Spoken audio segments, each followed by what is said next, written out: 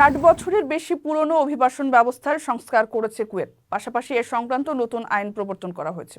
দেশটির অভিবাসন নীতি আধুনিক করতে এবং ভিসা ব্যবসা ও অভিবাসী কর্মীদের প্রতি অবিচার ঠেকাতে এই সংস্কার করা হয়েছে বলে জানিয়েছে কর্তৃপক্ষ।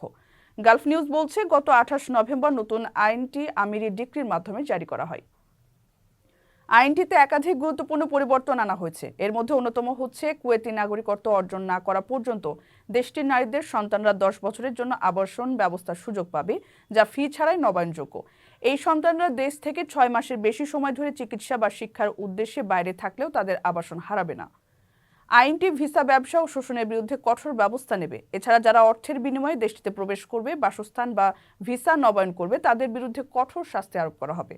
নতুন আইনে নিয়োগকর্তাদের জন্য শর্ত রয়েছে। অভিবাসীদের মূল নিয়োগের বাইরে অন্য কোনো কাজে নিয়োগ দিতে পারবে না এবং কর্মীরা যদি অন্যের জন্য কাজ করেন তবে তার জন্য সঠিক অনুমতি লাগবে। আরেকটি বড় পরিবর্তন হলো, পরিবার ভিত্তিক ভ্রমণ ভিসার মেয়াদ 3 মাস বাড়ানো হয়েছে।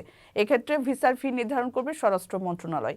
এছাড়া বিদেশি গৃহকর্মী আনার জন্য সময় 6 মাস থেকে কমিয়ে 4 মাস করা হয়েছে। আইনটি আগামী 6 মাসের মধ্যে কার্যকর হবে। প্রবাসীদের বিনিয়োগের শতভাগ নির্ভরযোগ্য প্রতিষ্ঠান প্রবাসী সিটি লিমিটেড। এখানে বিনিয়োগ করে হালাল মুনাফা অর্জন করুন।